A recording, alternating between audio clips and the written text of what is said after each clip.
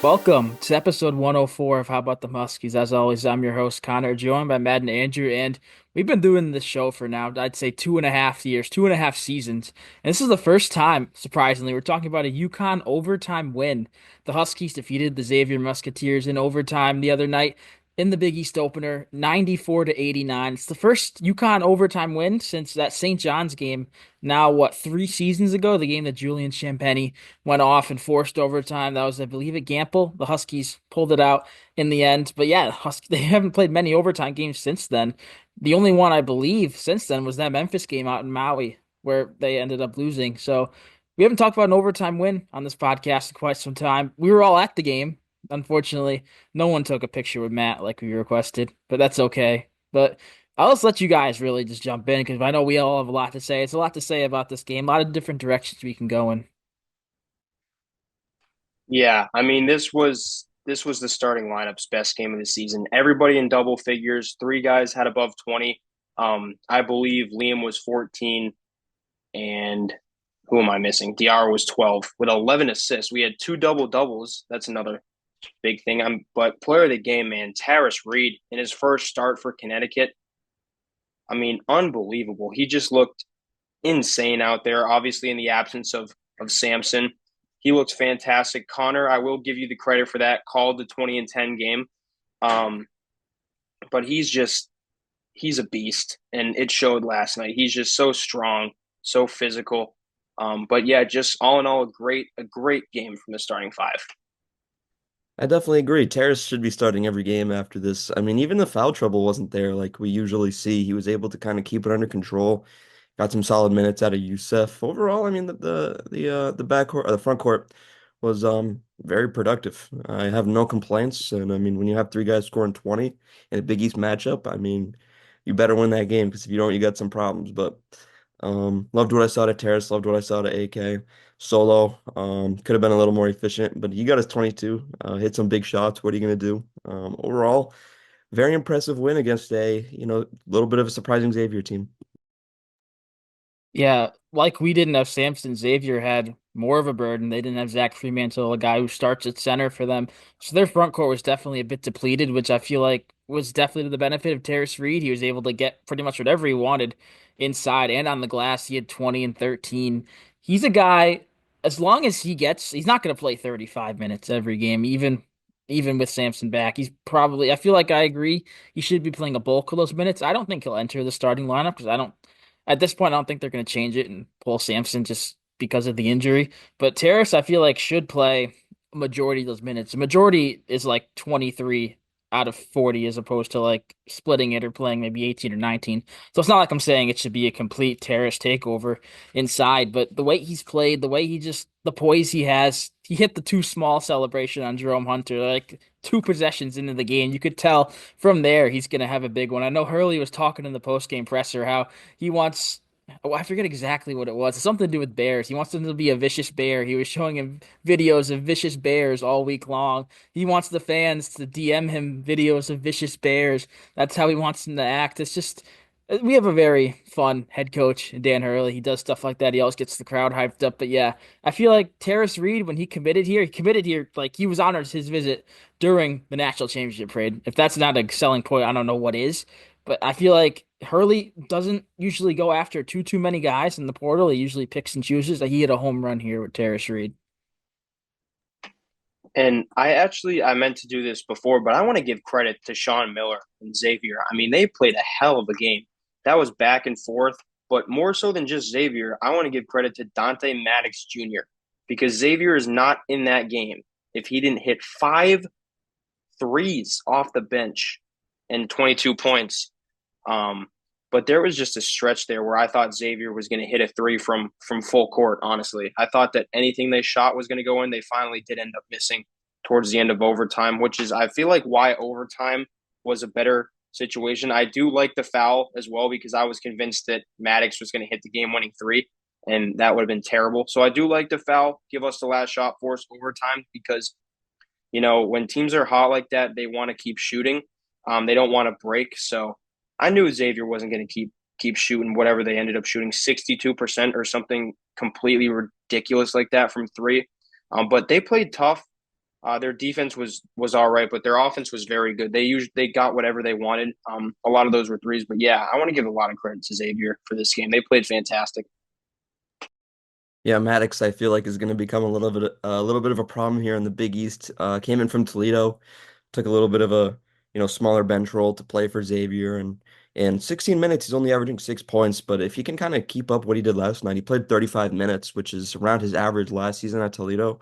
I think he'll be a very effective player for them, and he did keep them in the game, 5 threes like you mentioned, and honestly, UConn surviving that onslaught of 3-pointers, I feel like is a good sign, even though it was a closer game than we expected. Yeah, that when it felt like they couldn't miss, like Andrew just said, that stretch was called the entire second half. They shot 70% from the field, 14 of 20 in the second half, 8 of 10 from three, 80%. That's outrageous. You can say the Huskies three-point defense has kind of maybe not been where it's supposed to be at this point of the year. I mean, you look at KenPom, we're second on offense in KenPom, which we expect that. That's where we've been the past few years, but our defense is down, I think, in the 90s now, and that's just not where Dan Hurley's defenses have been. Part of that is games like this where I believe we dropped at least 10, 15 spots because Xavier hit every single three they took. And I don't think that's really on the defense. I mean, a part of it is, like I said, but some of the shots that Maddox was hitting and Foster, all these guys, they were like ridiculous sidestep, like step back threes. Conwell had some as well. So you got to tip your cap at that point. But yeah, I mean, they couldn't miss. I agree. I agree with you with the Jaden Ross foul to put the tie the game late because we all know they were probably hitting a three there. That's just how the game was going. But at the same time, you can't do a stupid foul like that when they're inbounding the ball and you have the lead with 8 seconds. So it goes both ways. So if they lost the game and that happened, Jaden Ross would be the end of the world probably. But they won the game and it worked out in their favor. And I honestly wanted that to happen. So I can't get too upset about it. It ended up fine for the Huskies. Yeah, right before he had that foul, I was actually saying to you, I think they should foul because with the way the game was going, whatever they were shooting from three, it was like 10 of 16 at one point. And I mean, I'd rather have them shoot the free throws, tie the game, and give us a chance to win the game rather than put the game in their hands with the way they were shooting. I felt a little bit more comfortable in overtime too. I didn't feel like they had another 5 minutes in them with us. I felt like regardless if you fouled them, I mean, you weren't going to be in a good spot. And I mean, even if they did miss one of those free throws, that's the game right there. He did come through, hit both free throws, but overall, I mean, part of me feels like it was on purpose. Hurley didn't seem too animated about it, which gives me that impression. So, overall, you can't really complain. That's just all I want to say.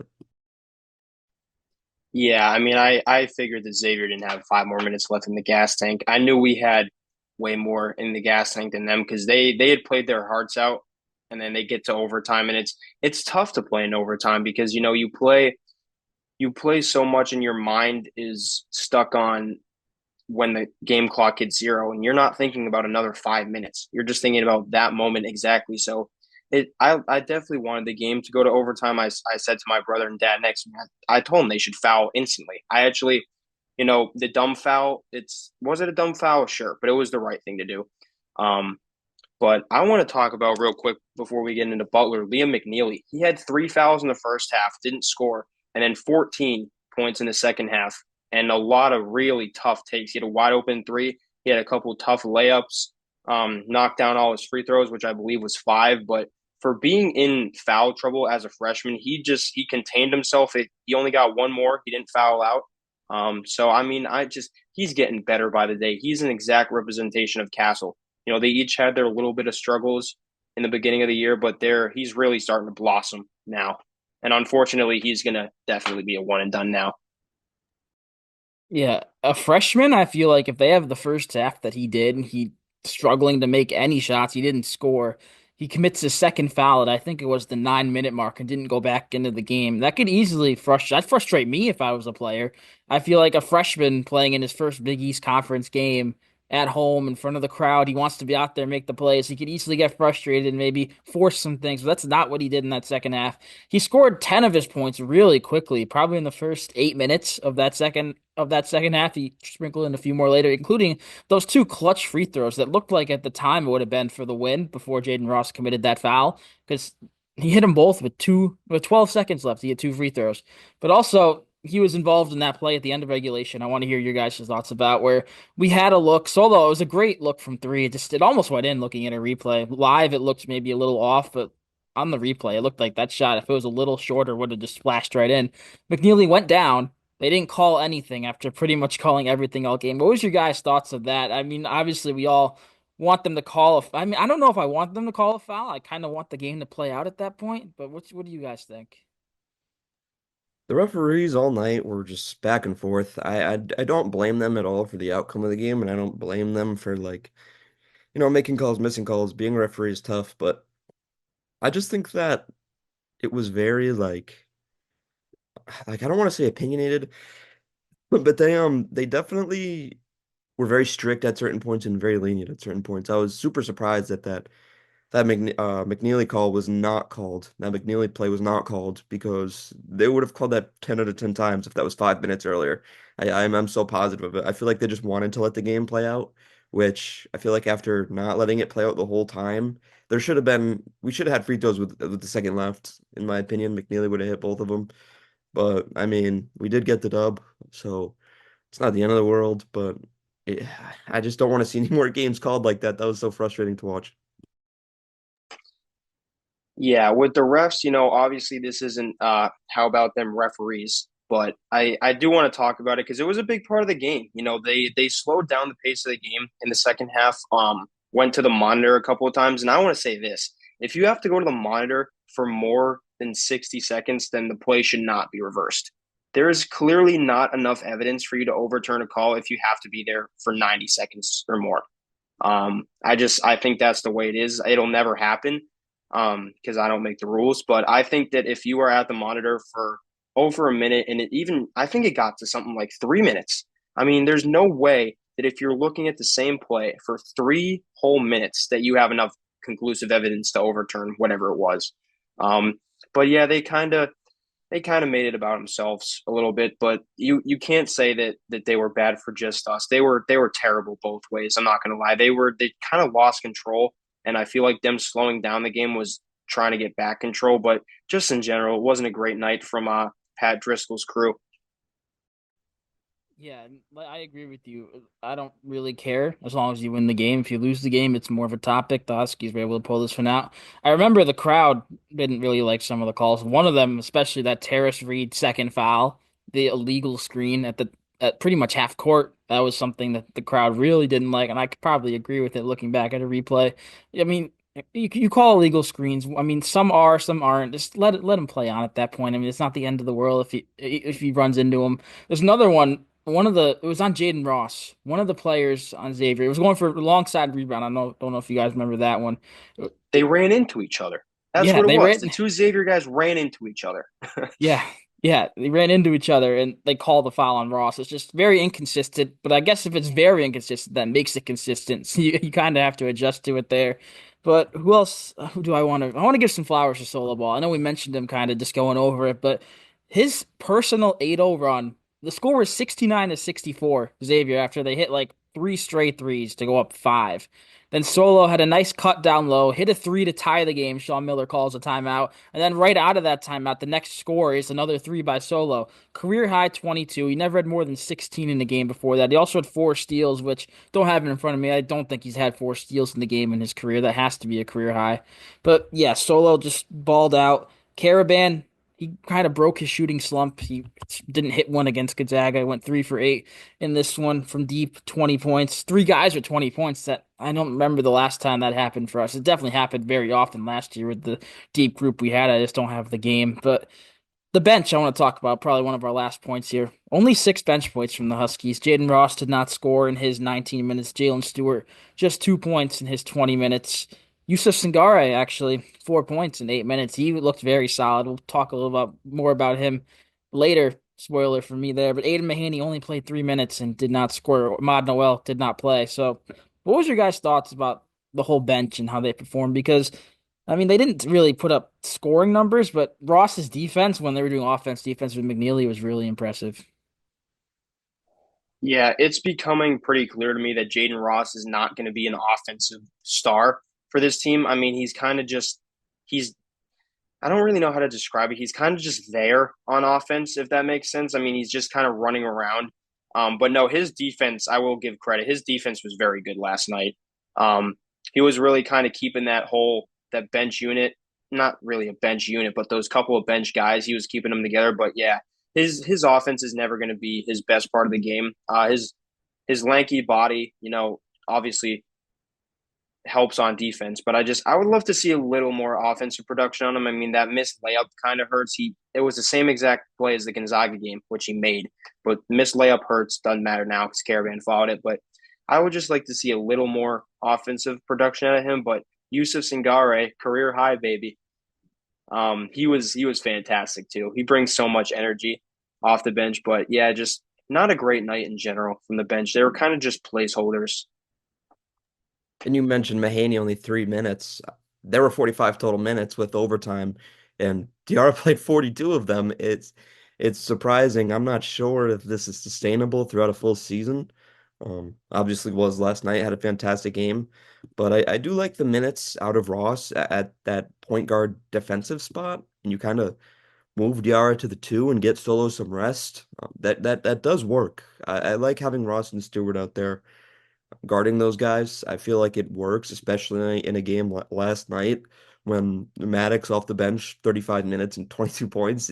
It's kind of difficult. So you do need to figure things out. And I think Hurley, just kind of as the season has gone on, has done a very good job figuring out where to put guys. At the start of the season, I don't think he knew exactly what this team was or what it was going to be. And I think we saw that in Maui.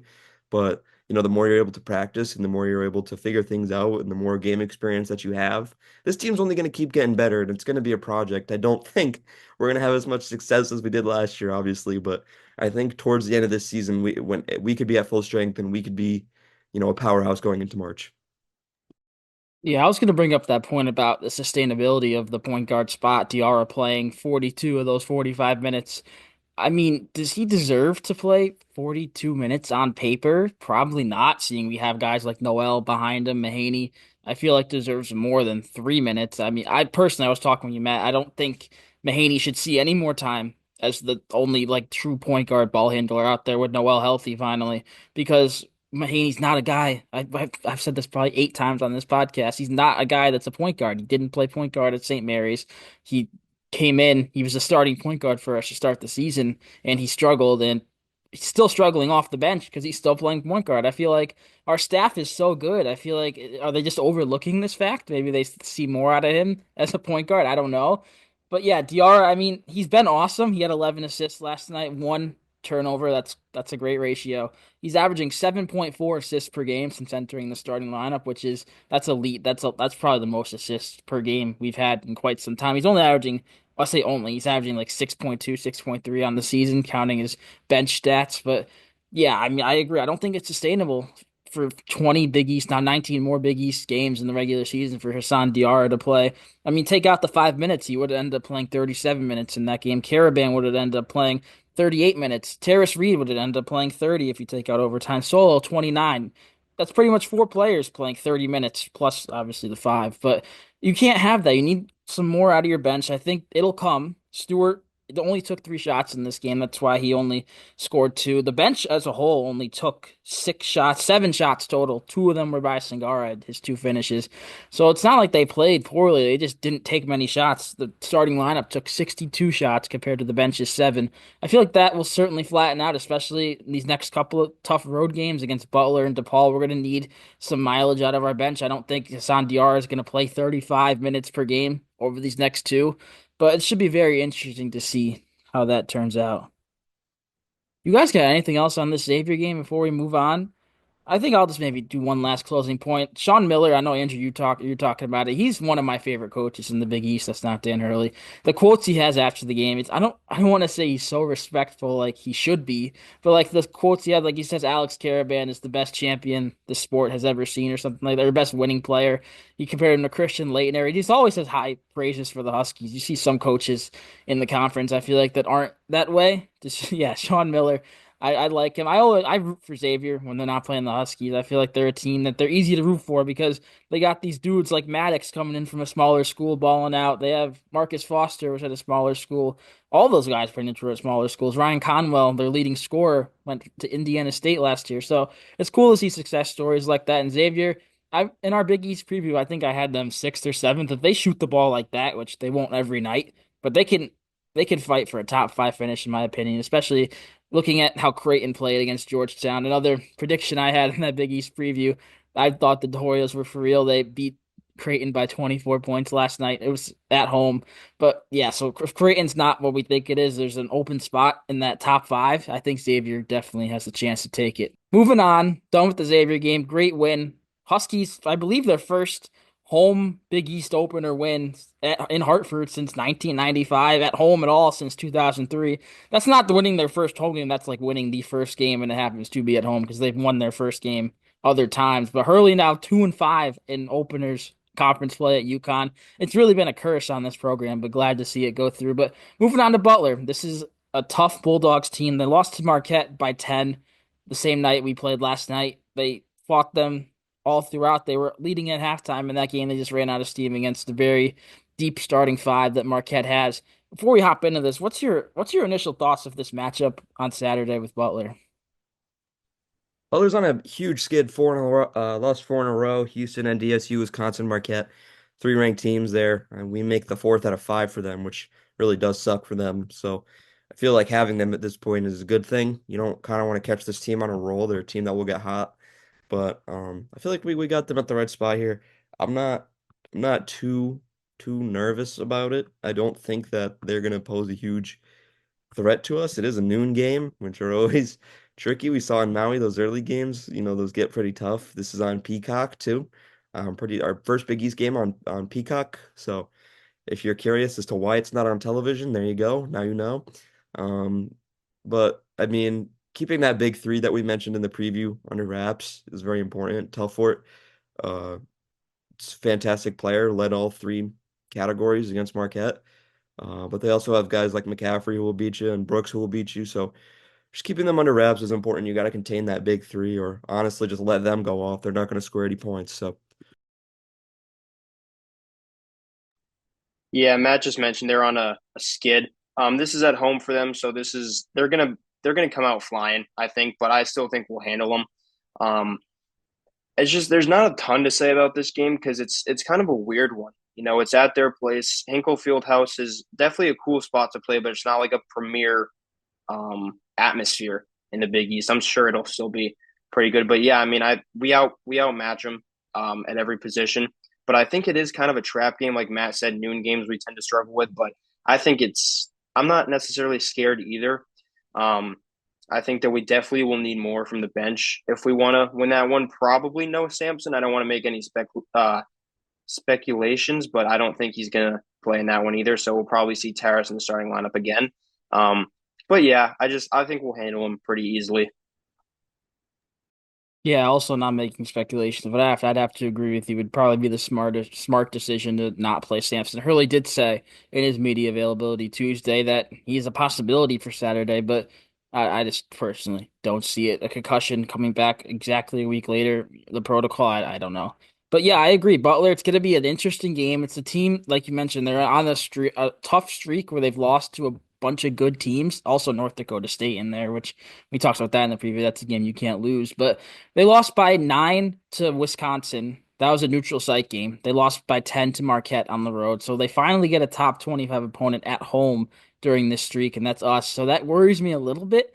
But at the same time, I believe it's winter break now for pretty much everybody. So I don't think the students are going to be in that full effect at Butler. So I'm not too worried in that regards. But this matchup, like body for body wise, is something I'm interested in because they have the big three, like Matt mentioned, McCaffrey, Telfort, and Brooks. They're all between 6'6" and 6'9". It's going to be interesting to see who guards who. McCaffrey's the tallest at 6'9". I personally think Caravan will be thrown on him. You have Brooks and Telfort, or Brooks is 6'6", Telfort 6'7".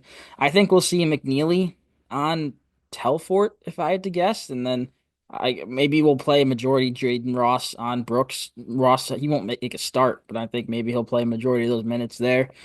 We'll kind of speed through this one. I do like doing the matchups to watch that we started for that, I believe, Gonzaga games. We'll bring that back. Do you guys got any matchups individually that you're watching in this one, head to head? If McNeely is on Telford, he has to be very careful to stay out of foul trouble again. Last night was not the ideal setup there with him coming out whenever we went on defense. You'd like to have, a solid group of guys in there to be able to play, the end minutes that they can kind of get into the game. I feel like it kind of took them out of the game a little bit, having those four fouls so early. So I want to see McNeely kind of stay out of foul trouble and be able to play a majority of this game because I feel like it could be his first Big East game over 20 points. So. I'm not certain who's going to guard McCaffrey, but it's whoever guards him. I don't know if it'll be Caravan or Reed. I don't know who Hurley will go with, but whoever guards him, because he's going to be tough in the post. He's a big guy. But I think whoever guards him will be completely fine. But he's going to be a big X factor, obviously, besides Telfort. But I agree with Matt. McNeely definitely has to stay out of foul trouble against Telfort because if he goes out of that game and Telfort stays, and it's going to be really hard for somebody else to guard him. I mean, maybe Jalen Stewart off the bench, but he's the only guy I can see off the bench unless they switch Caravan onto him that could guard him. And I'm gonna go Hassan Diarra against the point guard, which it's been Finley Bizjack for a majority of the year, the sophomore guard. I feel like Diarra this could be a game where he maybe gets another double double because Bizjack is not he's honestly worse than those Xavier guards, and Diarra was able to do it against the Xavier guards. So I feel like, and I'm also just thinking Diarra, he is what, 6'3", Brooks is 6'6". That's an interesting potential defensive matchup. Obviously, Diarra's given up the size, but just his grittiness is, we know how good Diarra is on defense. It's an interesting thought to have. I don't think it'll personally happen, but yeah, I'll just say Diarra against the point guard. It could be Landon Moore. You'll see a lot of Colby King off the bench as well. They have a bunch of different options to go at point guard. But yeah, that's my matchup to watch. And then we'll close it out here with some players to watch. You guys got any players to watch in this one for the Huskies? McNeely. McNeely for 20 points. Book it right now. Connor called the last one, so I'm going to call this one. McNeely for 20 points against Butler. I might look like an idiot, but it's all right. McNeely. I want to see Terrace kind of take over again. That was awesome. It looks a lot like Adamas Sanogo down there. He's just a bully. And I want to see him continue to do that. And I want to see Hurley continue to have trust in him. If he could put up another double-double here, 15 points maybe. I mean, we have a real big man on our hands at a place that was kind of a question mark at the beginning of the year. So I want to see Terrace continue to dominate.